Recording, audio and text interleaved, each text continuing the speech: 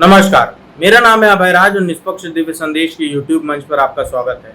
लोकसभा चुनाव नतीजे के बाद उत्तर प्रदेश में बीजेपी कार्यसमिति की बैठक में डिप्टी सीएम केशव प्रसाद मौर्य के सरकार से बड़ा संगठन बताने वाले बयान को सीएम योगी के साथ उनकी सियासी अदावत को जोड़ दिया गया था।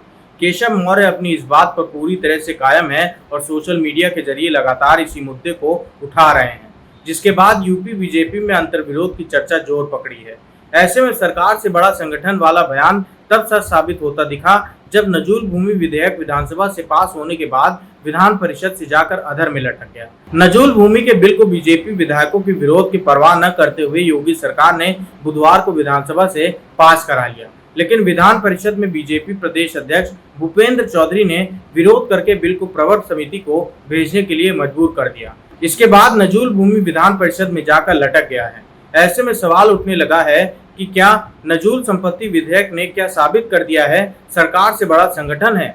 उत्तर प्रदेश में बीजेपी को 2024 के लोकसभा चुनाव में तगड़ा झटका लगा है। बीजेपी सूबे की 62 सीटें से घटकर 33 सीट पर आ गई है। इस तरह यूपी में बीजेपी की जितनी सीटें कम हुई हैं, उतनी ही सीटों से बहुमत से दूर रह गई है। यूपी में मिली हार के बाद से बीजेपी में सियासी संग्राम छिड़ा है। इसी बीच केशव प्रसाद मौर्य ने लखनऊ में पार्टी कार्यसमिति की बैठक में बीजेपी अध्यक्ष जेपी नड्डा और सीएम योगी की मौजूदगी में कहा था कि सरकार से बड़ा संगठन है। इसके बाद से केशव मौर्य फ्रंट फुट पर दिखाई दे रहे हैं और अपने बयान पर अडिग हैं।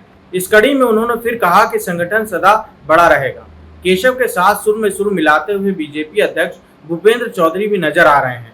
योगी सरकार यूपी की नजूल की जमीन को विकास योजनाओं के लिए जमीन उपलब्ध कराने की मंशा से यूपी नजूल संपत्ति विधेयक 2024 लेकर आई थी। सीएम योगी आदित्यनाथ की अध्यक्षता में बुधवार को कैबिनेट की बैठक से नजूल भूमि विधेयक बिल को मंजूरी दी। इसके बाद विधेयक को विधानसभा में योगी सरकार के संसदीय कार्य मंत्री सुरेश खन्ना ने पेश करते हुए कहा कि यह विधेयक आर्थिक रूप से कमजोर वर्गों को राहत देने के लिए लाया गया है।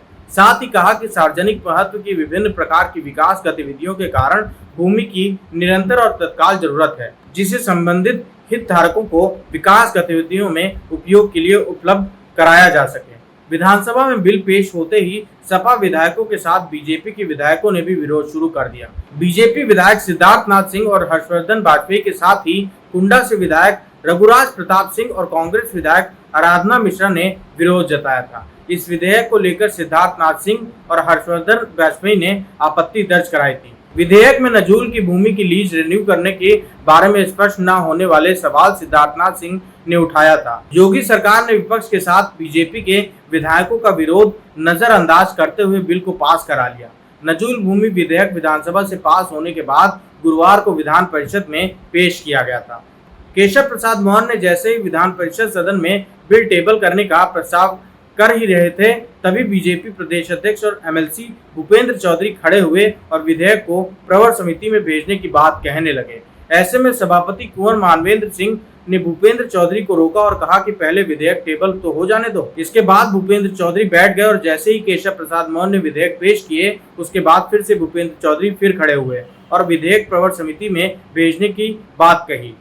उन्होंने कहा कि प्रवर समिति 2 महीने में रिपोर्ट देगी और समिति के सदस्यों के नाम बाद में तय कर दिए जाएंगे। विधान परिषद के सभापति कुंवर मानवेंद्र सिंह ने बीजेपी एमएलसी भूपेंद्र चौधरी के अनुरोध और प्रस्ताव को मंजूर करते हुए बिल को प्रवर समिति को भेज दिया। इसके चलते अब माना जा रहा है कि नजूल भूमि विधेयक अधर में लटक गया है। विधानसभा से पास होने के बाद विधान परिषद में ऐसे ही बिल की राह में भूपेंद्र चौधरी रोड़ा नहीं बने हैं, बल्कि उसके पीछे सियासी कहानी है। बुधवार को विधानसभा से बिल पास होने के बाद नाराजगी जताने वाले बीजेपी विधायकों ने प्रदेश अध्यक्ष भूपेंद्र चौधरी और केशव प्रसाद मौर्य से मिलकर अपनी आपत्ति दर्ज कराई थी। बीजेपी विधायकों ने प्रदेश अध्यक्ष और केशव प्रसाद मौर्य से बिल पास होने की सूरत में बीजेपी को उत्तर प्रदेश में होने वाली भारी नुकसान की आशंका भी जताई।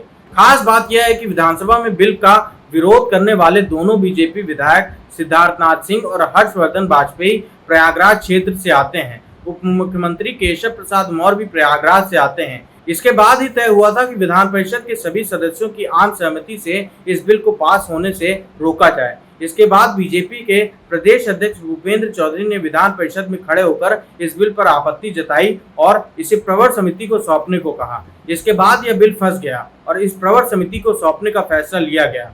बीजेपी प्रदेश अध्यक्ष भूपेंद्र चौधरी के विरोध जताने के बाद योगी सरकार ने नजूल बिल के लटकने से सियासी चर्चाएं तेज हो गई हैं। यूपी में बीजेपी सरकार आने के बाद ये पहला मौका है जब विधानसभा से पास होने के बाद कोई बिल को उस पार्टी के प्रदेश अध्यक्ष ने विधेयक का विरोध करते हुए विधान परिषद में लटकवा दिया हो।